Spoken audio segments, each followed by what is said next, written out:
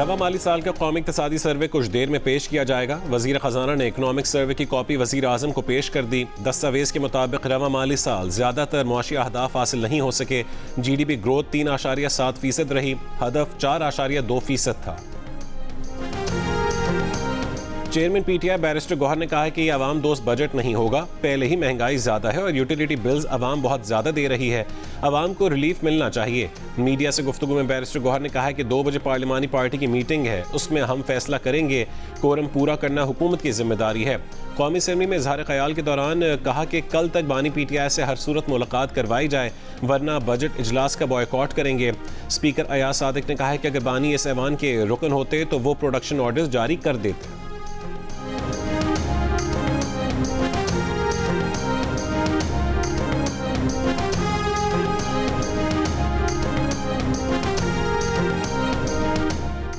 Speaker कौमी assembly ने तहरीक इंसाफ के रुकन इकबाल आफरीदी को पूरे बजट सेशन के लिए मुअत्तल कर दिया। रुकनियत मुअत्तली की तहरीक कसरत राय से मंजूर। इकबाल आफरीदी को ऐवान से बाहर निकालने का हुक्म। स्पीकर ने कहा कि इकबाल आफरीदी ने उनके स्टाफ पर हाथ उठाया, DG मीडिया और पुलिस से बदतमीजी की। बैरिस्टर गौहर के फ्लोर मांगने पर स्पीकर ने कहा कि अगर आप उनकी हिमायत करना चाहते हैं तो बता दें, उन्हें मुआफ़ी नहीं मिलेगी। हर आधे घंटे के बाद कोरम की निशानदही नहीं हो सकती। कोरम का भी कोई असूल होता है।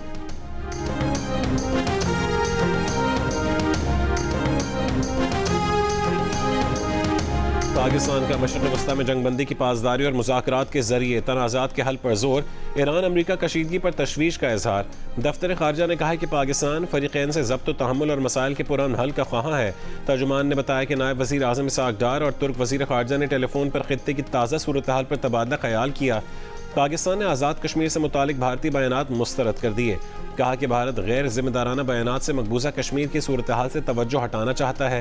तर्जुमान दफ्तर ख़ारजा का कहना है कि सोमालिया के वज़ीर ख़ारजा ने मुग़वियों की बाहिफाजत रिहाई की यकीन दहानी कराई है। फिनलैंड के कबायली रहनुमाओं से भी क़ज़ाक़ों के साथ राबतों के लिए मुशावरत जारी है।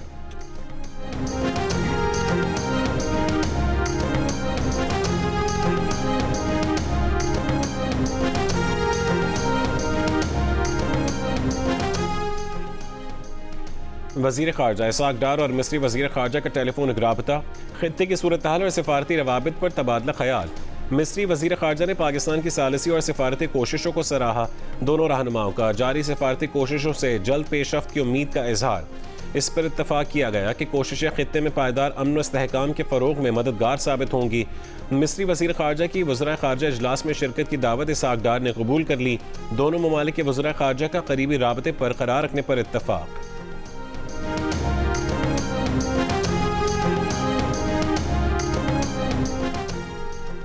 ईरान और अमेरिका के मुसलसल दूसरी रात एक दूसरे पर मजीद शिद्दत के साथ हमले। पासदारान इनकलाब का उर्दन, बहरीन और कुवैत में अमरीकी अड्डों को निशाना बनाने का दावा। कहा कि उर्दन के अल अज़रक फौजी अड्डे पर 12 मिसाइलों का बुनियादी हदफ F-35, F-16 और F-15 तैयारे थे। ईरानी अहदेदारों के मुताबिक ईरान पर हमलों के जवाब में खित्ते में 21 अमरीकी अहदाफ पर ज़रब लगाई गई। इससे पहले अमेरिका ने रात 2:15 बजे ईरान पर हमले किए। बंदर अब्बास में एयरपोर्ट और एयरबेस के करीब मुतादिद धमाके। ईरान के सूबा फारस, मगरबी तेहरान, करज, मिनाब, सीरिया, कशम, हैंगाम, जजीरा कैश और ईरानी बंदरगाह कंगान में भी धमाके सुने गए। मिनाब में 2 शहरी जख्मी हुए। पासदारान इनकलाब और अमरीकी सेंट्रल कमांड का हमले मुकम्मल होने का ऐलान।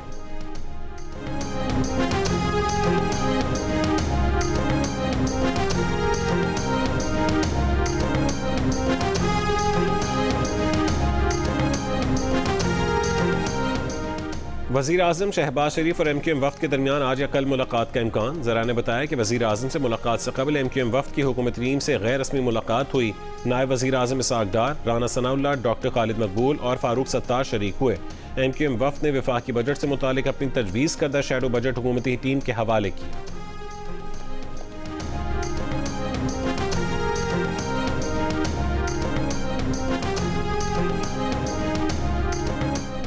सिंध ने 10% ज़्यादा पानी इस्तेमाल किया है। सिंध ने जितना पानी मांगा वो दिया गया। मुतवक्के जो 15% किल्लत को मद्देनज़र रखकर एक फ़ैसला किया गया।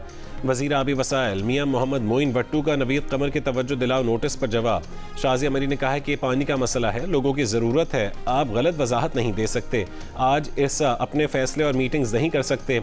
वजारत ने सही मानों में टेलीमीटरिंग सिस्टम अभी तक क्यों नहीं लगाया। वज़ीर आबी वसाइल ने कहा ऐसा कैसे हो सकता है कि इरसा गलत अदाद शुमार पेश करे। अगर सिंध ने पानी ज़्यादा इस्तेमाल किया है तो सिंध को बाकी सूबों का शुक्रगुजार होना चाहिए।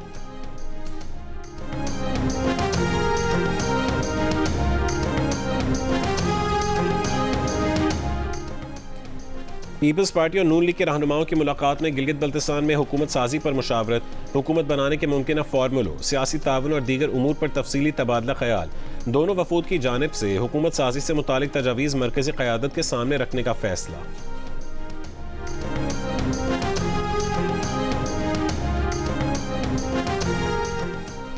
वफाकी वज़ीर दाखिला मोहसिन नकवी की नेशनल पुलिस अकेडमी के दौरे के मौके पर ज़ेर तरबियत ASP से मुलाकात, पेशा वराना तरबियती उमूर पर तबादला ख्याल। वज़ीर दाखिला ने कहा कि ज़ेर तरबियत अफसरान जदीद टेक्नोलॉजी और स्मार्ट पुलिसिंग को अपना शियार बनाएं।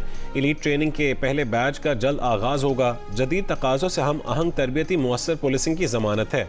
मोहसिन नकवी ने नेशनल पुलिस अकेडमी के ज़ेर तामीर हॉस्टल का मुआयना किया और मनसूबे को जल्द अज जल्द मुकम्मल करने की हिदायत की।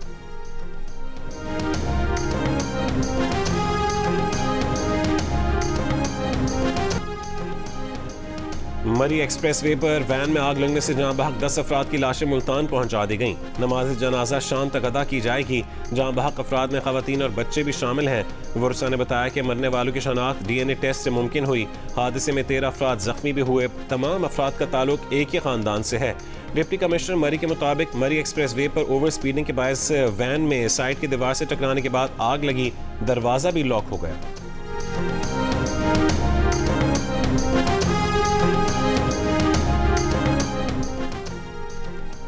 तमाम तालीमी इदारों में सिगरेट्स, वेप्स और दीगर मनशियात पर ज़ीरो टॉलरेंस पॉलिसी अपनाई जाएगी। कोई तालिब इल्म नशे में मुलव्विस पाया गया तो उसका रीहैब यकीनी बनाएंगे। DIG साउथ असद रज़ा की जियो पाकिस्तान से गुफ्तगू। खबरदार किया कि ड्रग्स के इस्तेमाल का आगाज़ स्मोकिंग से ही होता है। स्कूल और यूनिवर्सिटी इंतज़ामिया अपनी हुदूद को ड्रग स्मोक फ्री डिक्लेयर करें। तमाम तालीमी इदारों में इंसदाद मनशियात कमेटी बनाई जाए।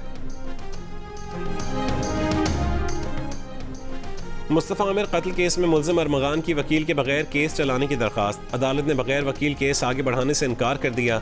वकील की हाजिरी यकीनी बनाने की हिदायत। मुल्ज़िम अरमगान और शिराज की इंसदादी दहशतगर्दी अदालत में पेशी। अदालत ने कहा है कि सजाए मौत के मुकदमात वकील की मौजूदगी के बगैर नहीं चलाए जा सकते।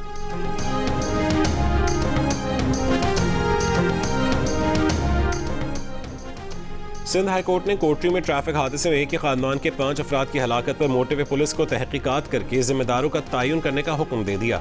सिंध हाई कोर्ट में सिंध में कौमी शाहराहों की खस्ता हालत के खिलाफ आइनी दरख्वास्त पर समाअत के दौरान NHA हुकाम ने अदालत को बताया कि N5 का 72 किलोमीटर ट्रैक 15 अगस्त तक मुकम्मल कर लेंगे। केस की समाअत 19 अगस्त तक मुलतवी।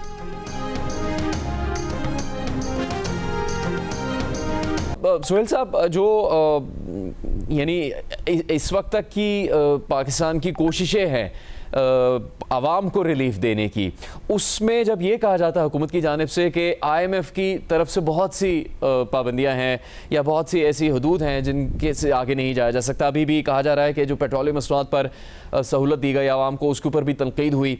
लेकिन क्या किसी तरह से भी की गुंजाइश है कि जो हमेशा से एक मशहूर तरीन बात है पाकिस्तान में कि टैक्स बढ़ाने की ज़रूरत नहीं बल्कि टैक्स नेट बढ़ाने की ज़रूरत है, तो उसमें भी क्या IMF ने पाकिस्तानी हुकूमत को रोका हुआ है कि वो उन शोबों पे टैक्स नहीं लगा सकते जो अभी तक टैक्स नहीं दे रहे, बजाय इसके कि वो उन्हीं शोबों से टैक्स बढ़ा के लेते चले जाएं जो पहले ही टैक्स अदा कर रहे हैं और उनके ऊपर बहुत ज़्यादा बोझ है इस हवाले से?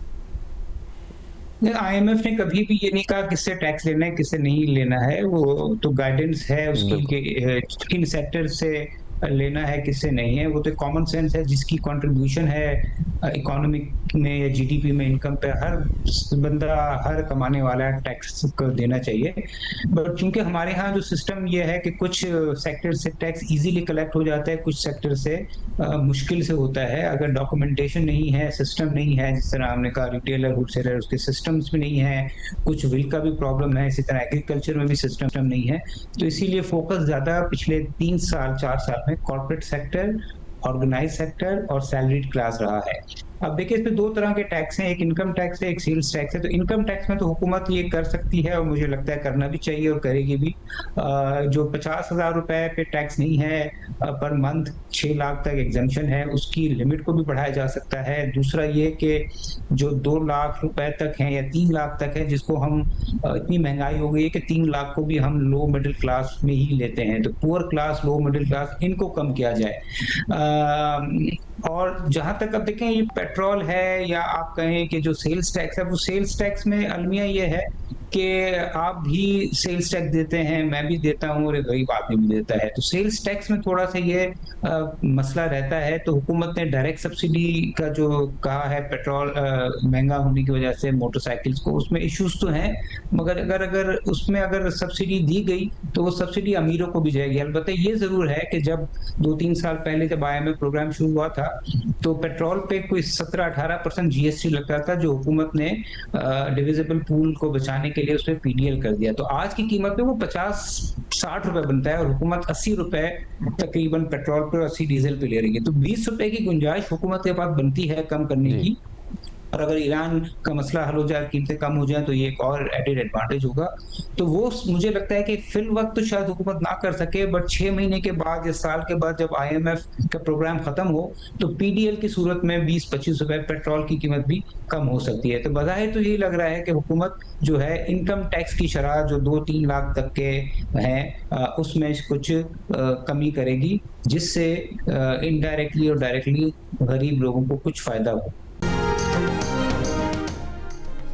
और इंतजार की घड़ियां खत्म, फीफा वर्ल्ड कप का आज से होगा आगाज। फुटबॉल वर्ल्ड कप का पहला मैच मैक्सिको और जनूबी अफ्रीका के दरमियान खेला जाएगा।